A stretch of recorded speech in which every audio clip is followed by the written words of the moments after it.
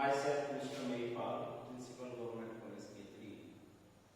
आज मैं BA part third और एमए फाइनल में इंटरनेशनल इकोनॉमिक्स के अंतर्गत foreign exchange rate and foreign exchange market के बारे में व्याख्यान देने जा रहा हूं। तो हम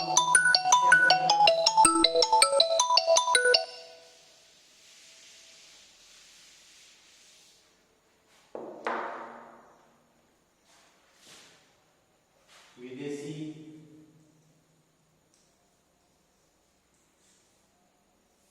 विनिमय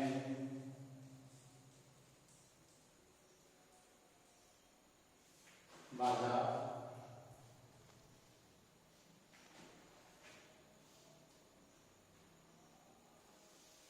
पहले हम विदेशी विनिमय बाजार की बात करेंगे कि विदेशी विनिमय बाजार एम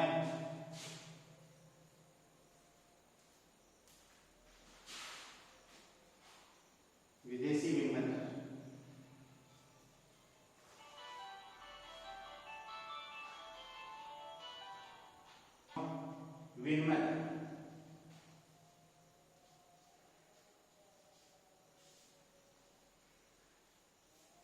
आज हम विदेशी विनिमय बाजार और विनिमय दर क्या होती है इसके बारे में बताएंगे और फिर इससे संबंधित क्या क्या सिद्धांत हैं कौन सी थ्योरीज हैं हम इसके बारे में बात करेंगे। बात हमारी विदेशी विनिमय बाजार की है। जिस तरीके से एक देश के अंतर्गत वस्तुओं का लेन देन होता है, क्रय और विक्रय होता है, उसके अंतर्गत देश की जो करेंसी है उसी करेंसी के माध्यम से वो लेन देन होता है। कहीं किसी प्रकार की प्रॉब्लम नहीं। उसी प्रकार से विभिन्न देशों के बीच आयात और निर्यात होती है और एक दूसरे देश को एक दूसरे देश की करेंसी की जरूरत होती है। जिस देश के आयात ज्यादा होते हैं, निर्यात कम होते हैं, उस देश को दूसरे देश से आयात ज्यादा होते हैं, उस देश की करेंसी की मांग उस देश में ज्यादा होती है। और यदि किसी देश की निर्यात कम है, निर्यात ज्यादा है, आयात कम है, तो उसे विदेशी करेंसी की कम जरूरत पड़ती है। प्रत्येक देश को अपना विकास के लिए, अपनी आधारभूत आवश्यकताओं की पूर्ति के लिए, अपनी टेक्नोलॉजिकल आवश्यकताओं की पूर्ति के लिए दूसरे देशों से उसे व्यापार करना ही पड़ता है, जिससे कि वो उस आर्थिक विकास की जो सतत वृद्धि दर है उसे पास की और अपने देश के लोगों की आवश्यकताओं की पूर्ति कर सके। तो इस प्रकार से ये जो विदेशी विनिमय बाजार है और विनिमय दर है, ये एक प्रकार से अंतरराष्ट्रीय व्यापार के अंतर्गत एक महत्वपूर्ण अवधारणा है। जब हम बात करें विदेशी विनिमय बाजार की, तो जहां पर विदेशी मुद्राओं का क्रय और विक्रय होता है उसे हम विदेशी विनिमय बाजार कहते हैं। आयात और निर्यात के लिए विदेशी करेंसी की जरूरत पड़ती है। एक देश को दूसरा देश भी आयात करता है। कोई भी देश अपने आप में आत्मनिर्भर, इतना आत्मनिर्भर नहीं होता है कि उसे विदेशी व्यापार की जरूरत नहीं पड़े। तो इस प्रकार से जो देश ज्यादा आयात करते हैं उनको ज्यादा विदेशी मुद्रा की जरूरत पड़ती है, जो देश कम आयात करते हैं उनको कम विदेशी मुद्रा की जरूरत पड़ती है।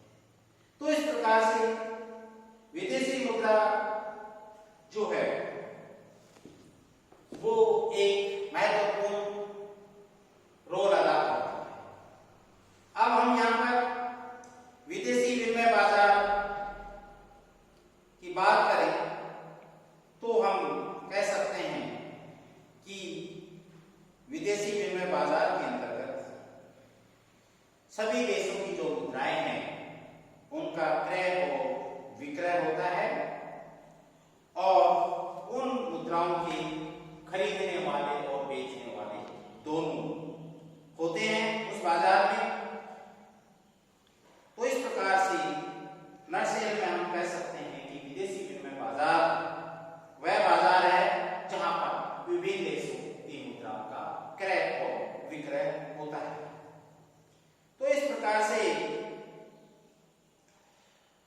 अंतरराष्ट्रीय स्तर पर वस्तुओं एवं सेवाओं का व्यापार होने पर घरेलू करेंसी को विदेशी करेंसी के रूप में अभिव्यक्त करना आवश्यक होता है।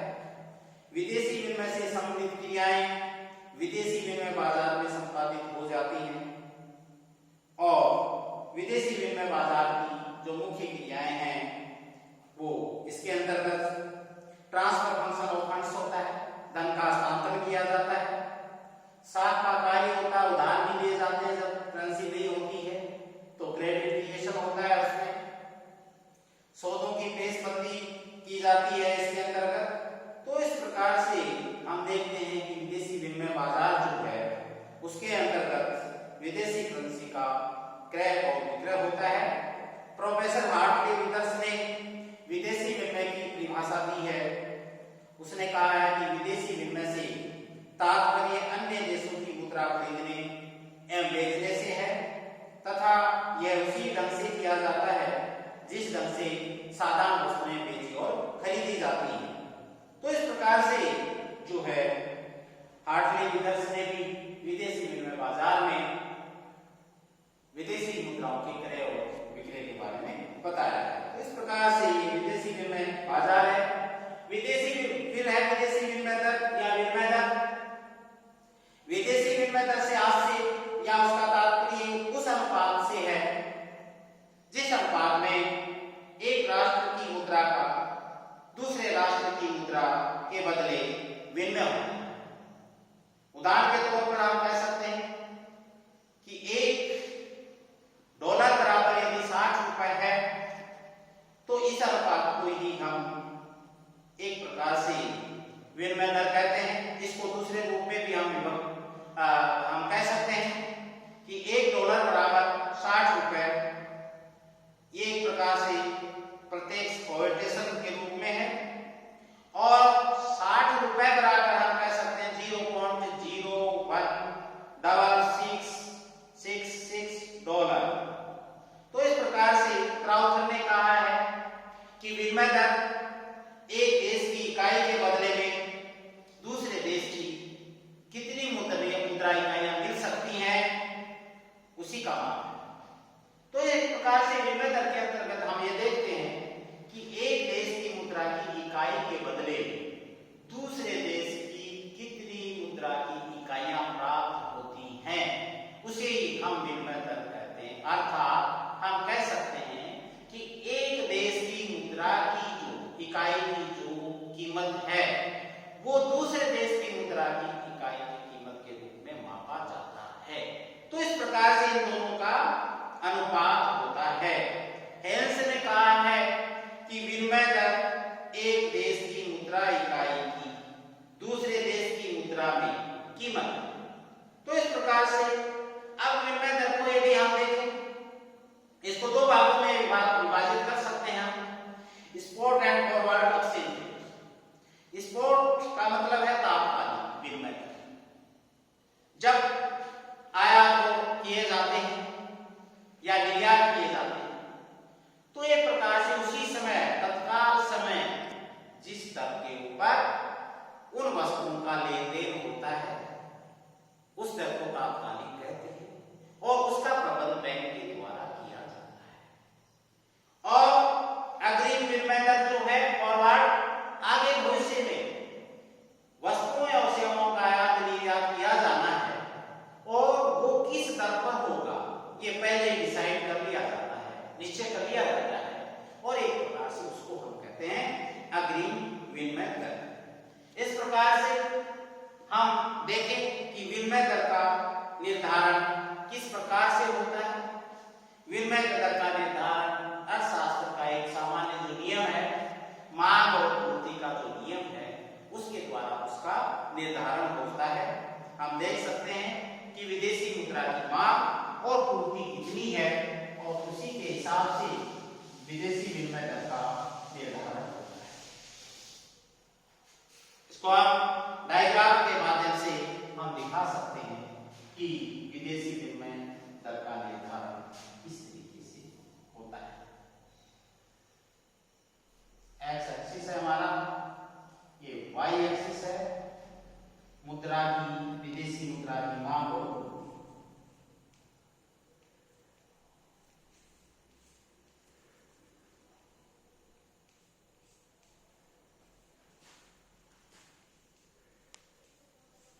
एवं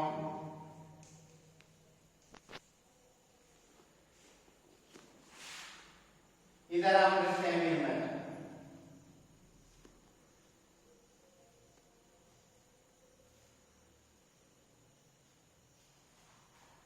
डिमांड नेगेटिव स्लोप होता है, सप्लाई आपका पॉजिटिव स्लोप होता है। और इस प्रकार से एक्सचेंज रेट की जो निर्धारण है वो इस तरीके से, ये आपकी एक्सचेंज रेट का निर्धारण हो गया है। ये मान लो आर है यहाँ पर पी बिंदु पर, और विदेशी मुद्रा की जो मांग और पूर्ति है वो एफ, ओ एफ। यहाँ पर मुद्रा और मांग जो है वो बराबर है, और यहाँ पर एक्सचेंज रेट का वो आर जो है वो आपको एक्सचेंज रेट निर्धारित करती है। अब यदि डिमांड बढ़ जाती है किसी कारण से, D1 हो जाती है, तो नेचुरली डिमांड बढ़ने के कारण एक्सचेंज रेट आपकी बढ़ जाएगी।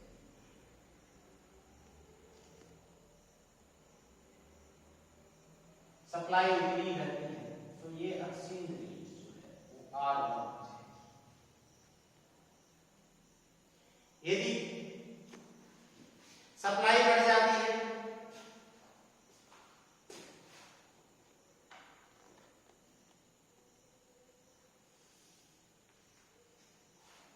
तो नेचुरली एक्सचेंज नीचे आ जाएगी।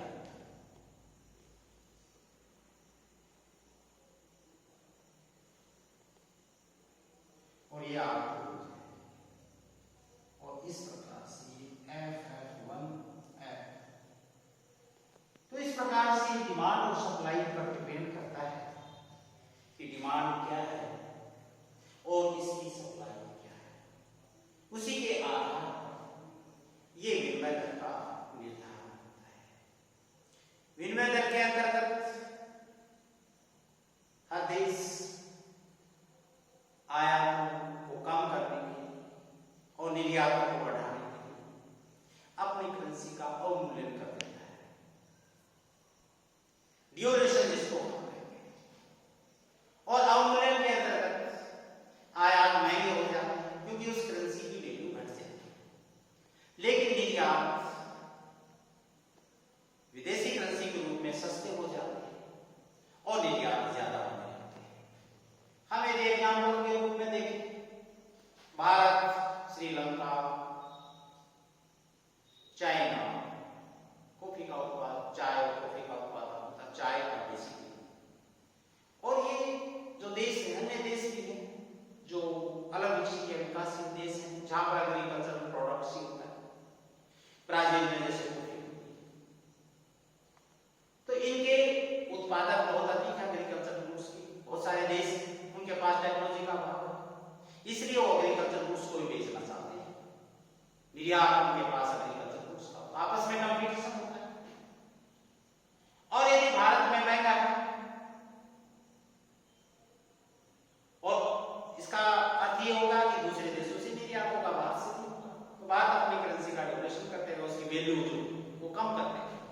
और कम करने के कारण, फॉर एग्जाम्पल आप देखें कि भारत, चाइना और श्रीलंका, मान लो इंटरनेशनल मार्केट में $2 में वो चाय जाती है, और $1 बराबर 60 रुपए। तो इसका मतलब वो 120 रुपए में जाता है। $2 है इसलिए 60 × 2 बराबर 120 रुपीस। तो इस प्रकार से अब यदि, लेकिन यहाँ पोस्ट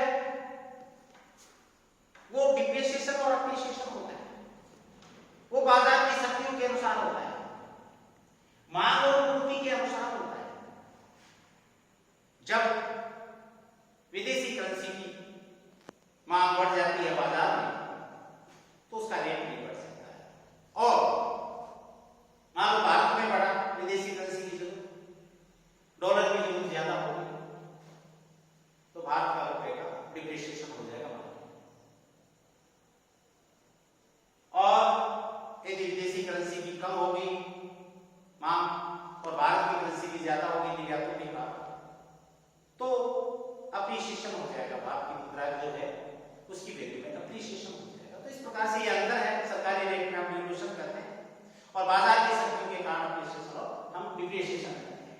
तो इस प्रकार से ये विनिमय दर का निर्धारण होता है और विनिमय दर जो है उसी के फलस्वरूप आयात और निर्यातों के ऊपर बहुत प्रभाव पड़ता है।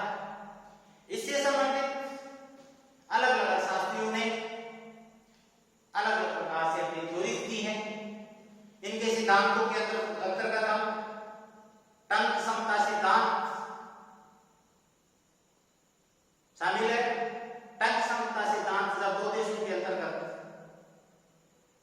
एक ही प्रकार की बहुमूल्य धातु से जो करेंसी से उसकी मुद्रा होती है, उसकी मुद्रा बनती है, उसी बहुमूल्य धातु से दोनों देशों, तो ये देखा जाता है उसमें कितना सोना लगा हुआ है उस देश के और उस देश में, तो उसी के हिसाब से विनिमय दर का निर्धारण होता है। बाद में जो थ्योरी आई क्रय समता सिद्धांत कि उस देश की करेंसी से कितनी वस्तुएं परचेज की जा सकती हैं, दूसरे देश की करेंसी से कितनी वस्तुएं परचेज की जा सकती हैं, उसके आधार पर विनिमय दर का निर्धारण होगा। तीसरी जो थ्योरी है बैलेंस ऑफ पेमेंट्स थ्योरी, भुगतान संतुलन पर डिपेंड करता है उस देश का भुगतान संतुलन पॉजिटिव है या नेगेटिव है, उसका जो टर्म्स ऑफ ट्रेड क्या है, व्यापार की शर्तें जिनको हम कहते हैं, और इस प्रकार से भुगतान संतुलन के अंतर्गत विनिमय दर का निर्धारण होता है। तो इस प्रकार से हमने यहाँ कंसेप्ट और बात की है कि एक्सचेंज रेट बाजार क्या होता है, एक्सचेंज रेट क्या होती है, कौन से तत्व इसको प्रभावित